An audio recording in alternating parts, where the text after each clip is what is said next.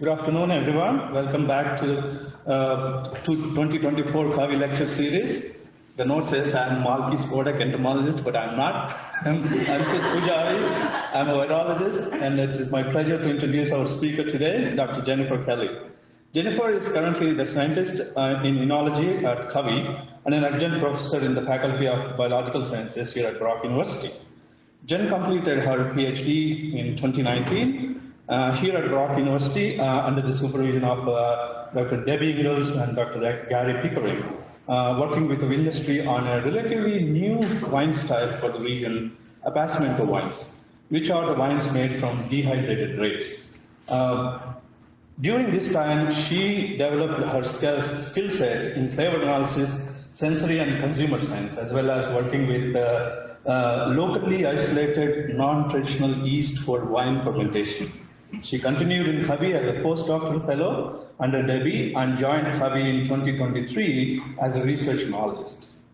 Jennifer now works directly with industry on priority issues, drawing on her experience in practical winemaking from her time in commercial wineries here in Ontario, as well as Barossa Valley in South Australia. I don't know if you went to South Australia, as well as her research expertise. She also a member of Winter's Quality Alliance, Standards Development Committee, and the CCOVI Outreach Committee. Currently, she is developing her research program focused on industry-directed mitigation strategies for a changing climate, understanding green technologies in wine production, consumer behavior, and uptake of new varieties suited to our climate. Today, she will be speaking to us about the sensory research she completed last summer to determine the impact of various enological treatments on tannin balance in red wines. So with that, Jennifer, it's all. Thank you so much, Sid. And thank you, everybody, for joining me today. As you know, my name is Jennifer Kelly, and this is my first CCOVI lecture series, so it's a real pleasure to be here. Today I'm going to talk to you about some sensory work that we did with respect to Pinot Noir and Cabernet Sauvignon wines that were made here at Brock University with respect to the winemaking techniques that were implemented to manage the tannin profile. For my outline, I'm going to start by giving an overview of cool climate winemaking here in Ontario and look at tannins and their role that they play in grape skins and seeds. I'd like to discuss what tannins contribute to wine flavor, and then briefly overview the Tannin Alert database, which I know a lot of us are familiar with here at CCOVI and online. I'd like to review some data from 2019 and 2020 on wines that were made with Pinot Noir and Cabernet Sauvignon, and then review the sensory data that was conducted on those wines. And I'll finish with some concluding statements. So as you know, we're making wine here in Ontario in a cool climate. And we have the climate that can support a number of different varieties, both of hybrid type and French varieties known as vitis vinifera. However, there are many challenges associated with the variation that we experience from vintage to vintage. And I'm sure if anybody has ever spoken with a winemaker, they can always recall the specific challenges of any given vintage in our history of winemaking. With that, winemakers and grape growers are constantly adapting to a number of unpredictable and extreme weather events. Now, this may include increased precipitation during ripening, which may result in some unfavorable rot formation or perhaps some disease in the vineyard, and increased precipitation during harvest, which can make the harvest itself quite challenging.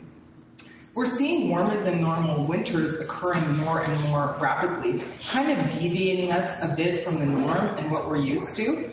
Generally, we see a cool climate, and kind of within that umbrella, we seem to just be shifting a little bit. Our vines are also susceptible to winter damage with the occurrence of sometimes early spring frosts. So there are many things that are weather related that we have to constantly adapt to. We certainly see varying ripening capacity, and that is based on a number of factors, including the varieties of grapes that we grow here, along with the sites, as we have many microclimates within our region.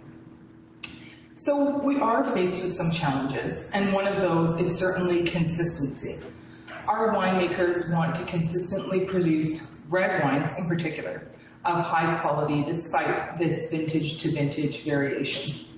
We want to retain our status as a leader in cool climate wine production, and we certainly want to appeal to consumers by producing wine and bringing wines to market that will be accepted by consumers. And we also have to take into account that there are sometimes changing trends in terms of consumption. With respect to important red wine quality markers, it's often that first interaction that the consumer has with the wine that are indicators of quality. So on first look, we're assessing the color. First taste, we're trying to assess whether or not the mouthfeel or the texture is giving us indicators of high quality.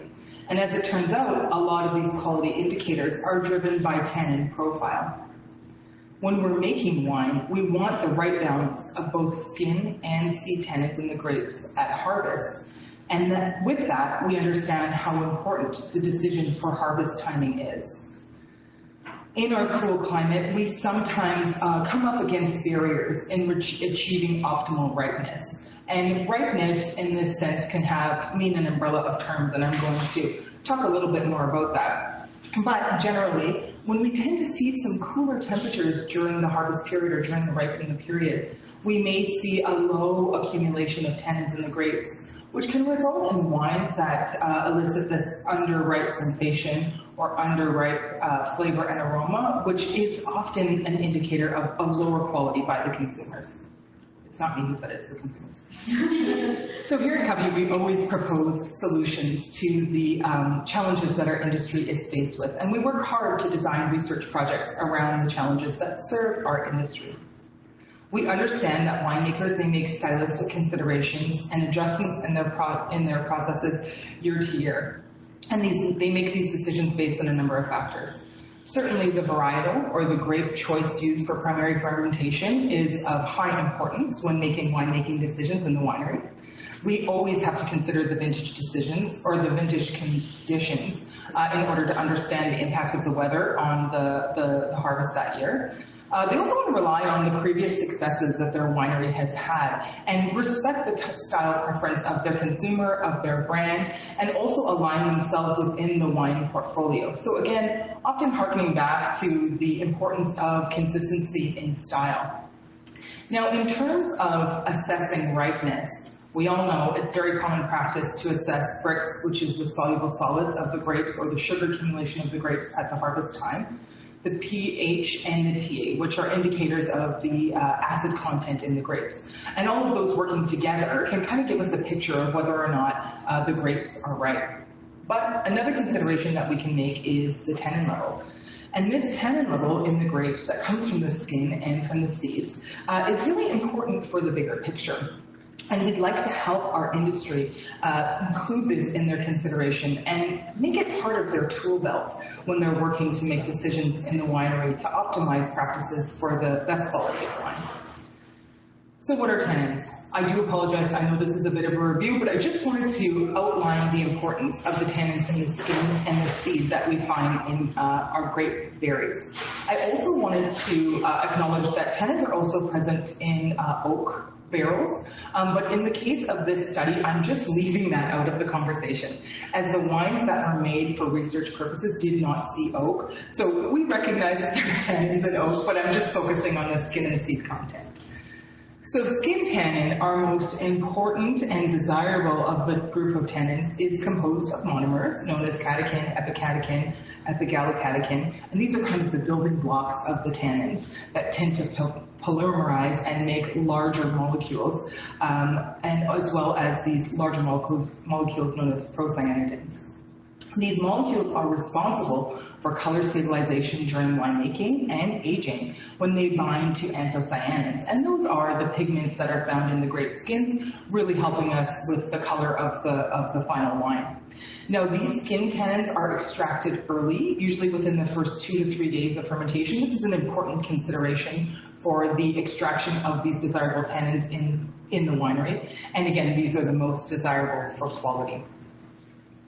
Seed tannins, the lesser of the two, are also composed of monomers and polymers, but we see more monomers than polymers, and therefore we're seeing these smaller compounds.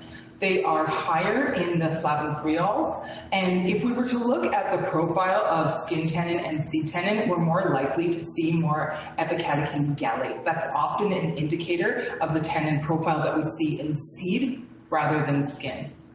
These seed tannins are responsible for the structure of the wine. They contribute to color stabilization and protection from oxidation. Generally, and overall, we see a much higher concentration of these seed tannins than we do of skin tannins, and that distribution varies amongst a number of factors, certainly variety being one of them.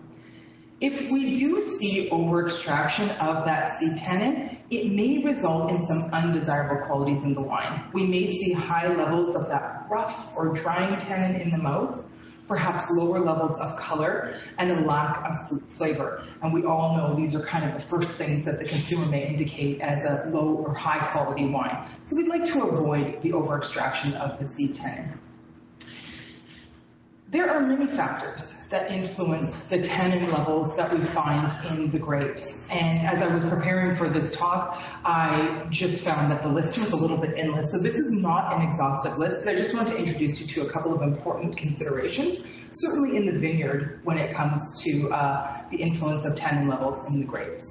So grape maturity, obviously this is a very important component to understanding when our harvest timing is optimal. We want to see not only like aroma ripeness, we want to see phenolic ripeness, we want to see sugar ripeness, and we want to have them all in balance.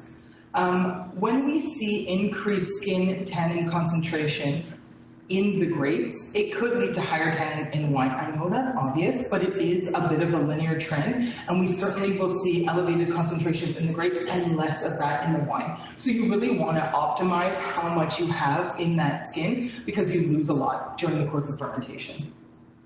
Higher sugars, again, kind of one of the considerations of ripeness, and those subsequent higher ethanol levels can lead to an increase in tannin and color extraction. A lot of those compounds that are found in the seed tannin are extracted later in fermentation when there is the presence of ethanol. So the higher the ethanol, the more likely we have that extraction, and certainly we're seeing that in red wines, of course, because they interact with the skin and the seeds during the course of fermentation, and they also are in higher levels, and they start at higher sugar concentrations. In the vineyard, the canopy management of the grapevine has a major influence on the tannin levels. So the bunch exposure to light, which can be moderated through many factors, including like leaf pulling, leaf removal, perhaps your toasting type, can have an influence on how much tannin you're seeing in your grapes. The levels of irrigation selected in part of the vineyard management program can have an impact. The vine vigor will have an impact on tannin levels. And then the presence or absence of plant growth regulators like ABA can stimulate the production of skin tannin in grapes. So this was obviously one study that was done, but I thought that was a really interesting component of all of the things that can lead to this influence of tannin levels. So what do we care about tannins for? I'm always very interested in how we can apply this understanding to the sensorial impact of the wine. So this is well established that tannins have an impact on the astringency in the wine. Now this is a dry and puckering oral sensation that you'll experience in the mouth. I'm sure a lot of people have experienced that with perhaps tea, underripe bananas. I had one of those Sharon fruits one time that was underripe, and the tannins were unbelievable. So it's certainly a sensation, a tactile sensation in the mouth, and it's not a basic taste. Bitterness is a basic taste that can often be confused with astringency, and when we are conducting sensory studies with a trained panel, we work hard to ensure that they know the difference between astringency and bitterness because it's quite easily confused, and they often interact and occur at the same time. Those smaller tannin molecules that we find in the seed tannin are responsible mostly for the bitter compounds, and those larger polymerized compounds that we find in the skin are responsible for that lovely astringency.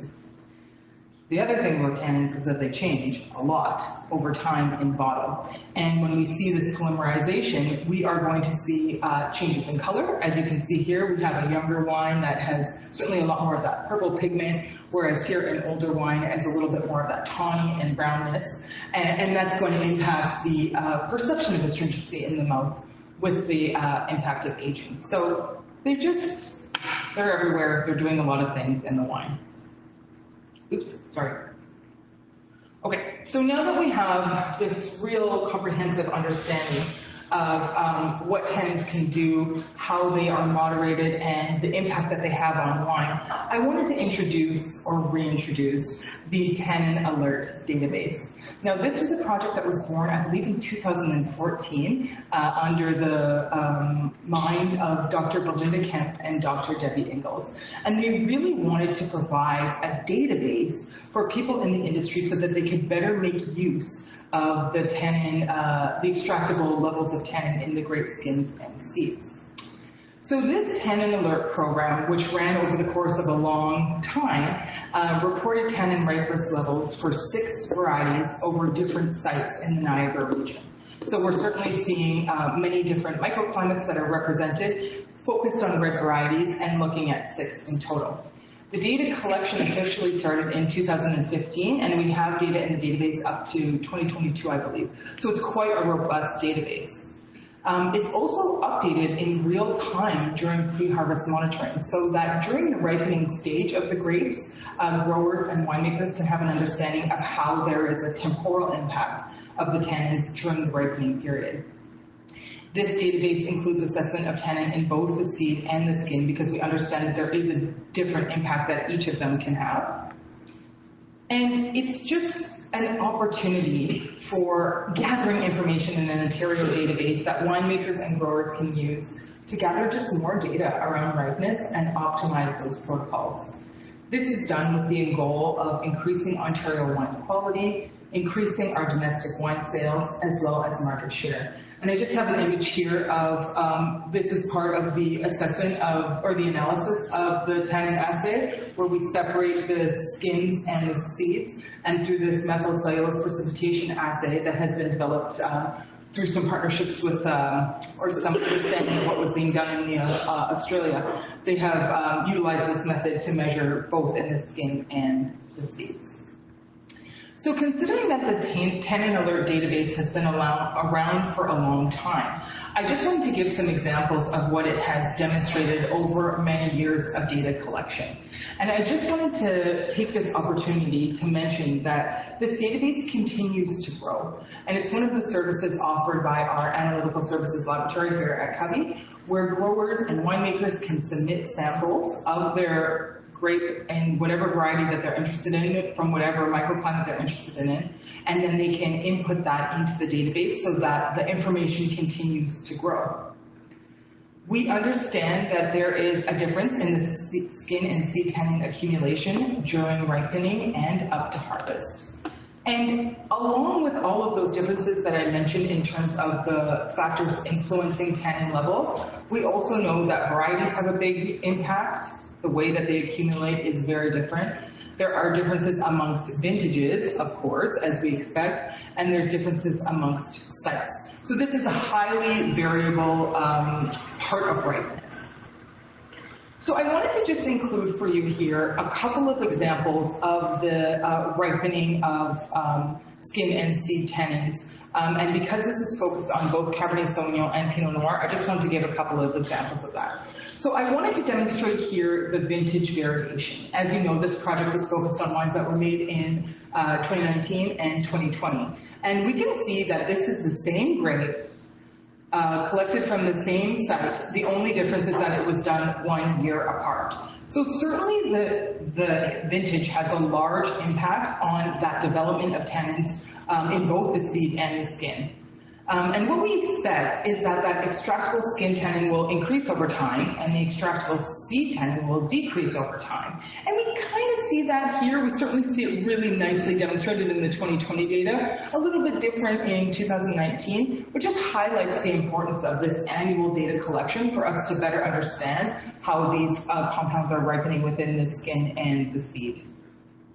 With respect to site differences, I wanted to highlight some data from the Pinot Noir trial that was collected in 2019. Here we have skin, here we have seed tannin, and as you can see, this was data collected over 4 sites. And although they're relatively trending in the same direction, there are certainly big differences among sites. So then you throw in the impact of vintage, you throw in the impact of variety. There's just endless combinations for which people can compare their values to. So how would a winemaker compare their skin and data to this database?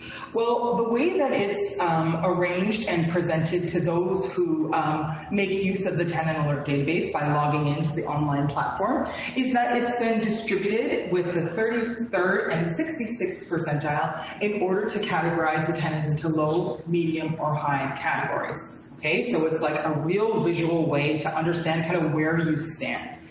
Now, the cool thing about this is that you can utilize the database to benchmark your varieties. So I have some updated data here that looks at skin and seed tannin ranges for all samples at harvest from 2015 to 2022, and it just gives us the full scale of the range for the Niagara region. And here we have that demonstrated through a histogram, but these are the values here. So this is really the culmination of every piece of data in the data set that allows us to understand the low lows and the high highs and how that data is distributed. Now, if you had one data point, say you were looking at your skin and seed tannin levels for 2019 Pinot Noir, for example, you could benchmark it against this and then have an understanding of where you fall with respect to the entire region. If you wanted to, you could benchmark it against that same variety from another vintage or perhaps another site. So there's many ways that we can utilize this database for us to gain an understanding of kind of where we fall within the trends of the region. So these histograms are a visual representation of it. And generally, we're seeing higher concentrations in the seed than we are in the skin. So this is really cool, and this is what we've utilized moving forward in this project to benchmark the values that I'm going to share with you. So I'd now like to turn our attention to a project that's focused on grape varieties that fall within the low and high tannin varieties. So the selection of Pinot Noir and Cabernet Sauvignon for this study was selected intentionally to represent kind of both ends of that tannin spectrum.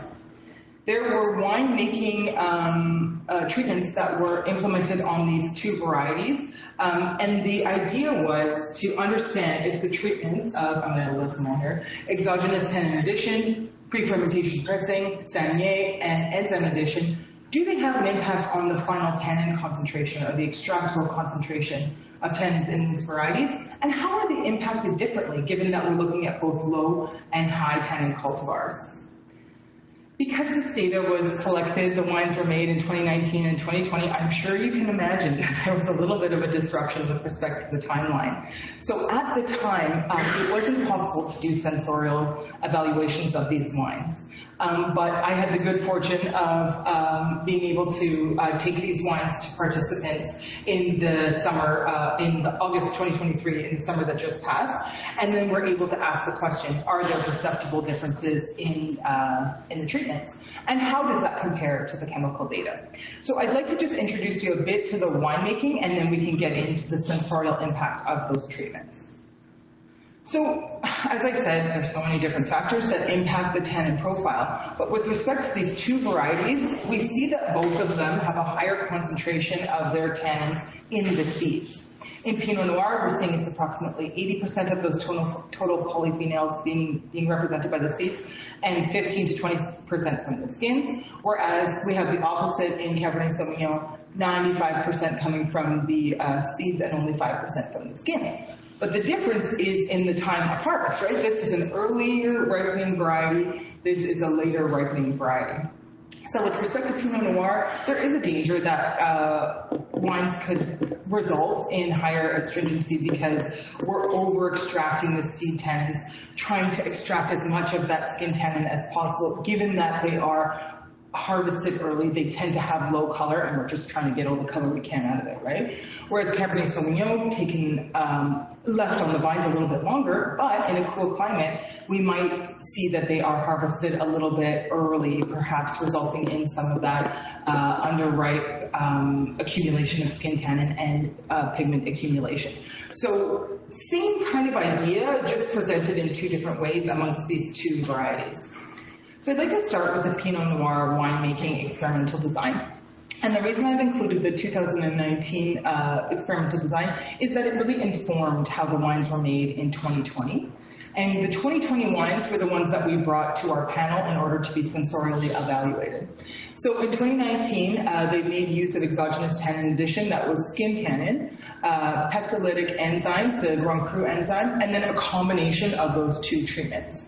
Those were compared back to a control that weren't manipulated in any way. Everything was fermented with EC1118, which is the Saccharomyces cerevisiae yeast strain, often used for our research studies, in that it's relatively neutral in terms of the aromas that it presents, but it's also a bit of a workhorse, and we can count on it to ferment anything to dryness. And everything was done in triplicate. Once these wines were made and everything was analyzed, it was recognized that the addition of skin tannin didn't have a significant impact on the extractable tannin. So therefore, moving into 2020, they kind of dropped it from the list of treatments and included a different enzyme, this cellulosic enzyme, and then they combined both enzymes in the 2020 Pinot Noir winemaking. When we look at the skin and seed values in 2019 and 2020 for the site that these grapes were harvested from, I'm sharing with you here the at-harvest data points. And again, these have been benchmarked against those relatively new values that come from the Tannin Alert database, leaving us with an understanding that, we have medium levels of skin tannin and high levels of seed tannin. Well, when we look at what's more optimal, we're seeing that in 2020, this lower level of seed tannin or medium level of skin and seed tannin is more likely to produce a wine that may be a little bit less bitter. We're not extracting a lot of that seed because there's just lower concentration there in general. So the 2020 wines were really shaping up to be, an excellent profile at the beginning. So these wines were made, and the extractable tannin was measured when the wines were pressed. They were measured 3 months post-pressing and 9 months post-pressing. And what we can see here is that the control is certainly lower in extractable tannin values than we see the ones that have been treated with the enzyme. So certainly that addition of the enzyme overall for all treatments increased the concentration of extractable tannins. And we're also seeing that tannin retention is better with the enzyme addition versus the control. So kind of a twofold impact here, which is really interesting. And if I direct you to the combination of the two enzymes, we're seeing statistically that even after pressing, there's no statistical difference in the 9-month post-pressing extractable tannin level. So that was great. We're seeing high retention. Okay, I just have to pivot for a moment and give you a little bit of methodology on the sensory test that we did before I present to you the results, because I just wanted to explain what we did. So in order to assess whether or not there were differences amongst the treatments, we had to select the right test type. Now, there's many different tests that you can select for assessing differences amongst treatments, and in this case, we conducted a triangle test. These were conducted in August of 2023, and our participants were recruited from Brock University. I think we all know that it can be very challenging to recruit people in the summer, so my research assistant Daniel and I were so pleased that we were able to recruit 31 and 32 participants. We were really happy with that. I think a lot of the participants are here in the room right now. So the design that we custom made through the CompuSense online platform, which is a data collection sensory software system, was that everything was compared to everything.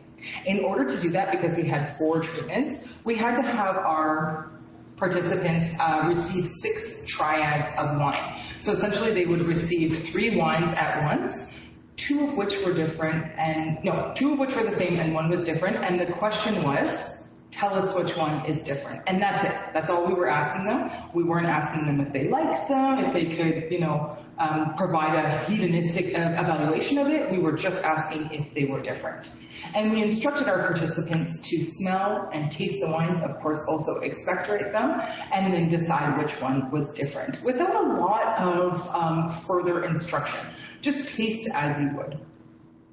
So here we have the results of the difference test for Pinot Noir, and I just want to go through how this is arranged here. So we had our 6 triads of wine, and this illustrates what was compared to what. So in the case of the control being compared to T1, which was the wine that was made with the addition of the Grand Cru enzyme, we see that 19 out of 31 of our participants were able to correctly identify the odd one out. So that was great. And the way that we can assess whether or not these values are of statistical significance is by comparing them to a critical table. This is done from one of our classic sensory textbooks. And here, you know, at 5% statistical significance level, meaning that there's only a 5% chance that this happened by chance, we have to have 16 correct respondents.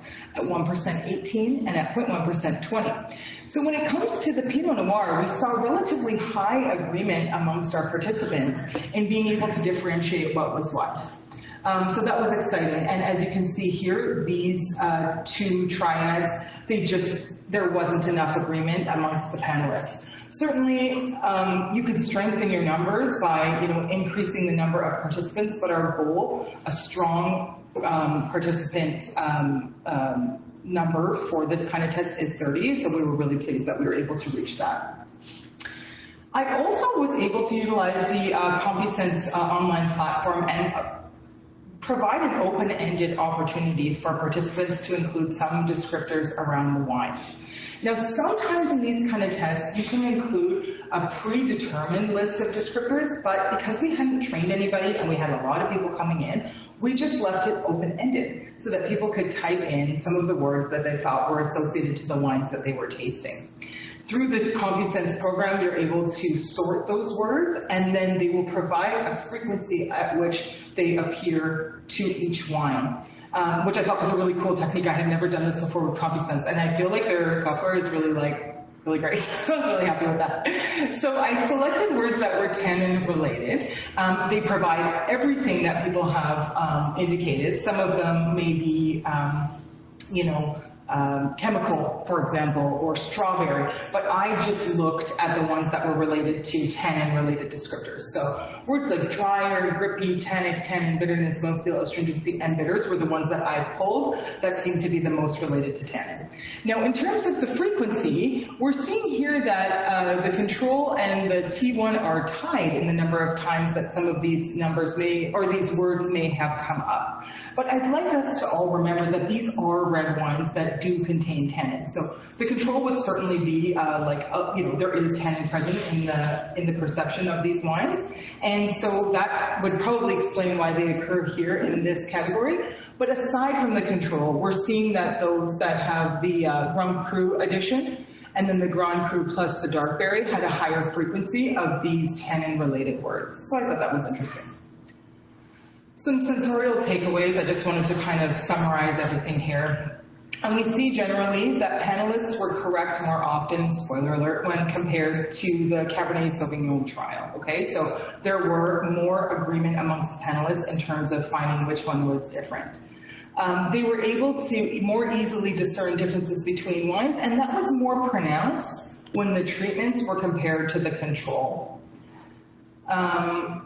We see that the treatment 2, which is the dark berry addition to T3, the combination of the enzyme additions was also significantly different, and these were the ones that the panelists were unable to differentiate from, those two triads that didn't quite make the cut in terms of significance. This was aligned with the extractable tannin data, so that was exciting for us. You know, we have some alignment with the chemical data, helps to understand perhaps why these results came to be. And a hypothesis around why this is happening is that perhaps these low tannin varieties are more susceptible to the perception of the levels of extractable tannin. So I think that because Pinot Noir in general is a lower tannin variety, any manipulation in that tannin just might be easier to perceive.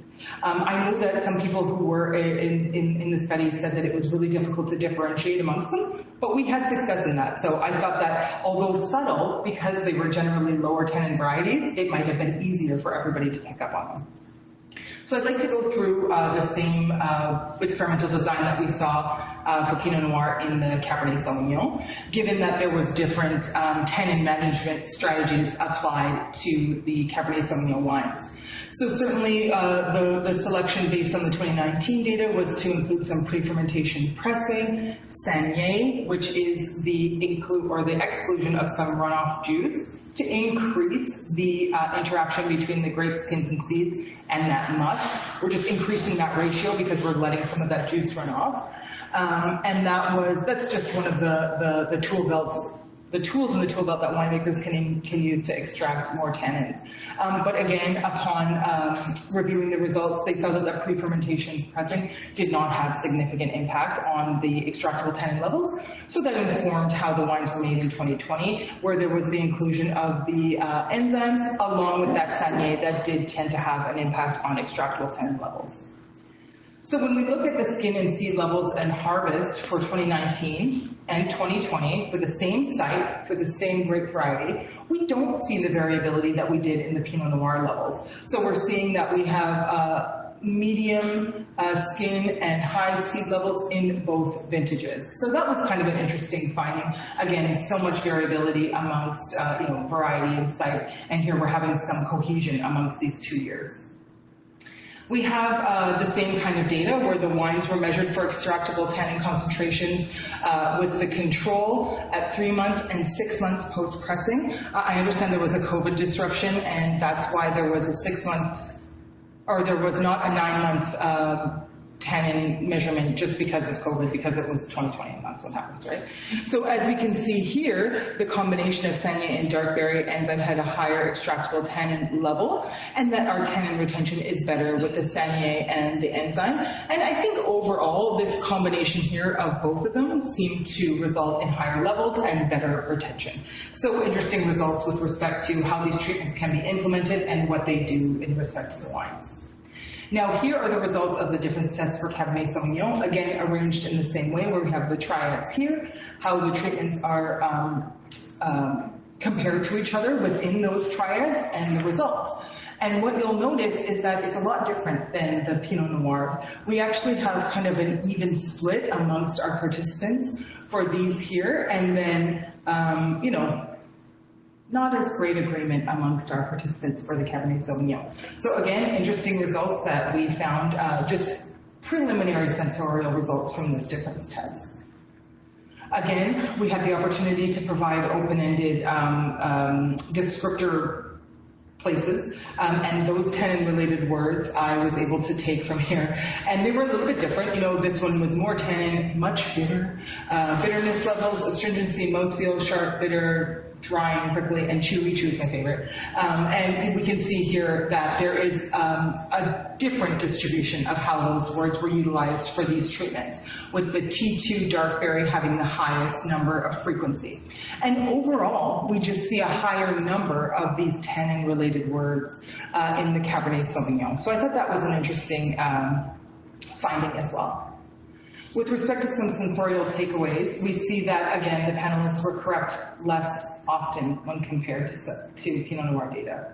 They were unable to detect differences in the saignée method from the control unless there was that enzyme added. So the enzyme addition really had a perceptible impact on the wines. And again, this was aligned with the extractable tannin data. This even split amongst the panelists was interesting. It just kind of made us realize that it was more difficult for the panelists to identify those differences. We also see a higher number of words associated with tannin-related language when we compare it to the Pinot Noir data. And perhaps in this case, the higher tannin varieties may be less perceptibly impacted by the addition of enzyme, because those control wines are already higher in that perceptible tannin level. So it could just be that these wines are, less influenced by the impact.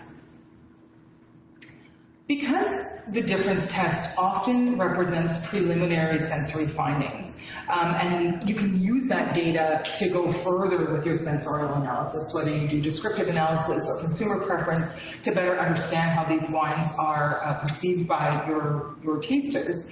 I just wanted to share with you some other sensory findings from another research group who looked at hedonistic assessment of wines with tannin addition.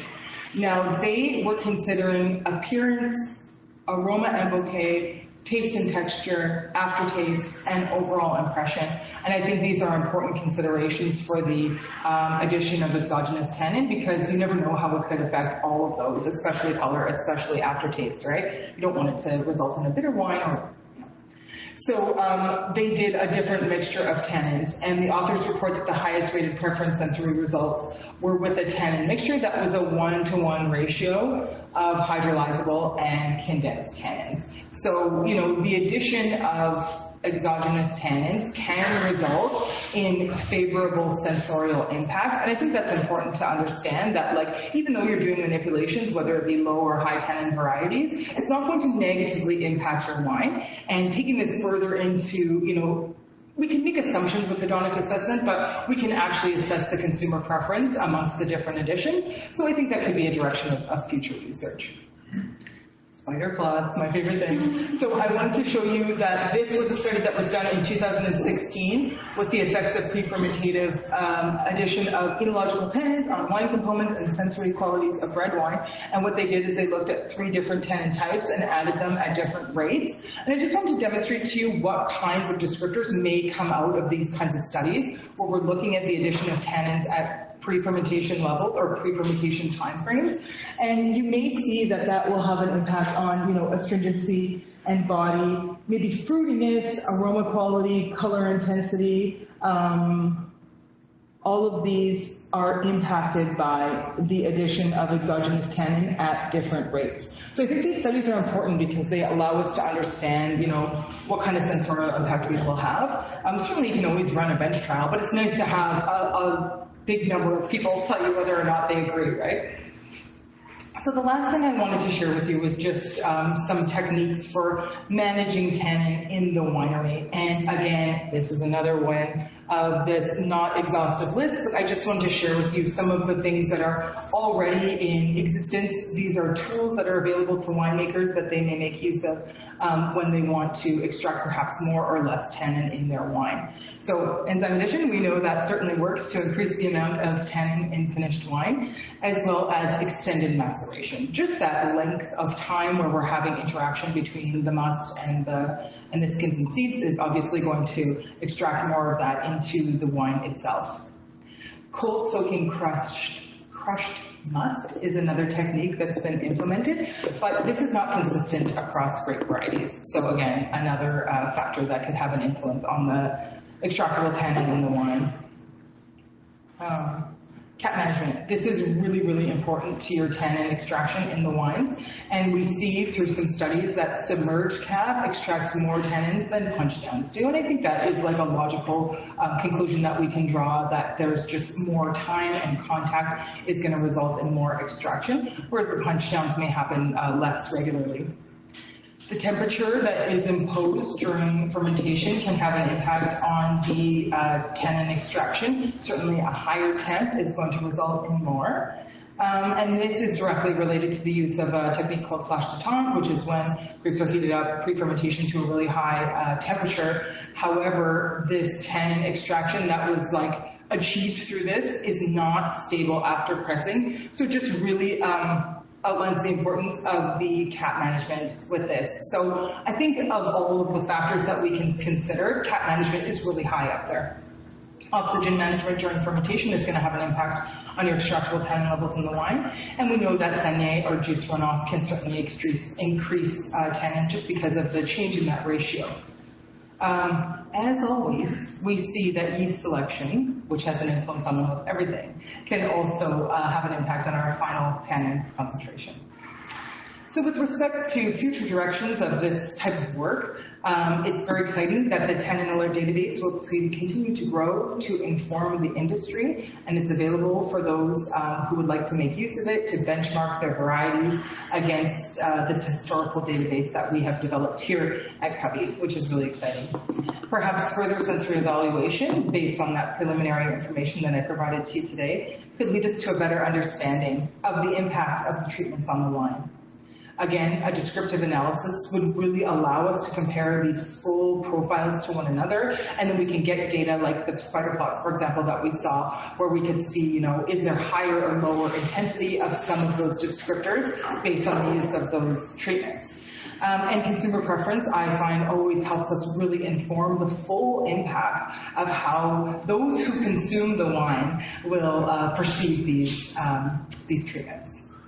So I just wanted to say some thank yous. I wanted to thank Charlene Marcotte very much for allowing me to use her data and to bring her wines to our panel. I know it was something that she really wanted to do as part of her work, but she unfortunately wasn't able to due to timing, so we were able to do that for her. I want to thank Daniel, who's here in the room today, for his help with the study. I also want to thank Dr. Belinda Kemp and Dr. Debbie Ingalls for allowing me to use this data and for coming up with this idea. I think it's really a fantastic addition to the tool belt that the winemakers have access to, and all of the panelists, especially in this room, who participated in the study.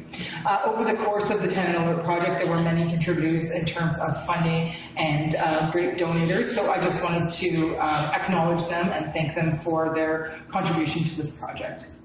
And with that, I'd be happy to take any questions. Thank you for your time.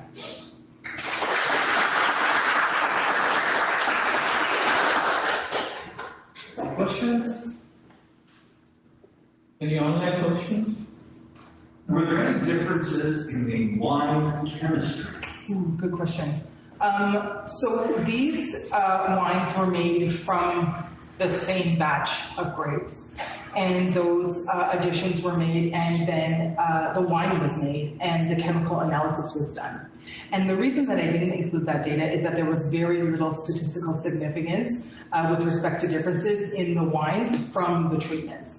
So I think there was a little bit of difference in tartaric and lactic acid, but nothing that would have an impact on the sensorial perception. So really, because of that agreement or that lack of statistical significance, we were able to really focus on the treatments imposed on the wines and see how they had an impact on sensorial perception.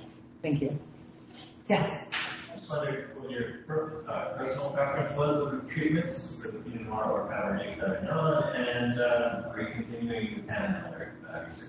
Yes, so thank you for the question. I really liked the double enzyme add for the Pinot Noir, I believe it was, the Grand Cru and the Dark Berry, and I think we all tasted them, and I thought that was a really nice way to kind of extract or enhance those tannins. With respect to the Tannin Alert research, this was based on, I believe, a 5-year research project that allowed the data to be collected. And now that Analytical Services is offering this as a service, the database will continue to grow. But with respect to research, we'll have to see if it's going to continue. But I think it's an excellent way for winemakers to understand the phenolic ripeness.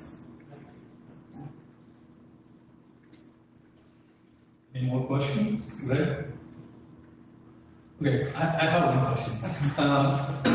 I don't know much about the wine chemistry at all, but I heard that the alcohol levels influences the tannins in a much broader way than the rest of. Did you see any differences in your two varietal alcohol levels, how it is influenced with the tannins? Alcohol levels? Yeah. Yes, interestingly, along with all of the wine chemistry, there was no difference in ethanol levels. And on top of it, they did a colorimetric analysis where they looked at the degree of pigment and compared the color, because that could certainly have a big impact on those wines.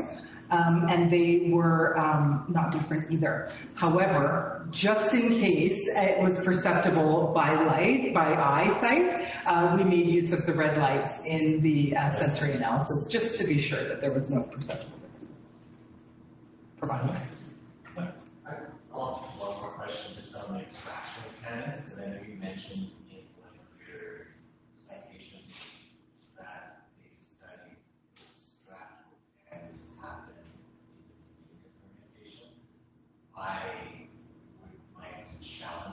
view is that concentration is higher at the points of fermentation, and traditionally pH will happen for happen more at that point in the management of red wines. Was the management of the red wines, the cap management of red wines, the same across all trial? Ooh, that's a very good question. It's something I'd have to go back and look at. I have the citation up here, so I can share that with you. But yeah, from what I understand. Sorry? I mean, oh, okay, perfect. Yeah, from what I understand, it's those the seed tannin that is extracted with the presence of ethanol. So yeah, we can look into that a little bit more. Yeah, Tony. Do we have any theories that why the recognition of the skin tannin didn't do anything to the wine? Ooh, that's a really good question. I have Charlene's thesis available to us to look into that. Yeah, I'm not exactly sure. It might have been the timing of the ad. Perhaps if you were to add it, like not pre-fermentation, but at different time frames, we may see differences. I do think that there are truly endless research opportunities for this kind of work. So it might have been a timing issue. Yeah. On the topic of seed tannin, varying opinions around that, I just wanted to ask your opinion on seed tannins and their natural seed tannins, not added seed tannin, but their effects on wine. Yeah, so some people say seed tannin is but is kind of what? it's like a bit of a myth that doesn't affect the wine. Oh, interesting. But, I'm curious what you think. Yeah, I do think it has an impact. I do think that the ripeness level is probably the bigger impact. Like, Belinda did a lot of work looking at like when the seeds kind of start to like lignify and go from green to brown. And I think that we're going to see a larger impact in that unripe phenolic characteristic when we just have generally underripe grapes. Whereas later, you know, it might have less of an effect. Right, so that quality of seed as opposed to quantity.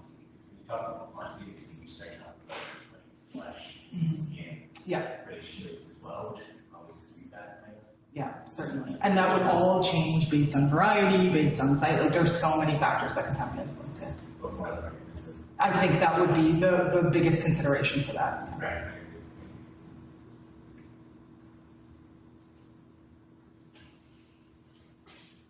If no more questions, please join me in thanking Jennifer again for sharing her insight and expertise into managing the tannins. Thank you, Jen. So looking ahead to next week, we have a final lecture series of the 2024 lecture series. CCOVI researchers and assistant professor in biology, Dr. Jim Wilbur, will be presenting his research on understanding Vitis vinifera cold hardiness in Ontario after a decade of monitoring. So we look forward to you joining in person and online. We'll see you on April 10th. Thank you.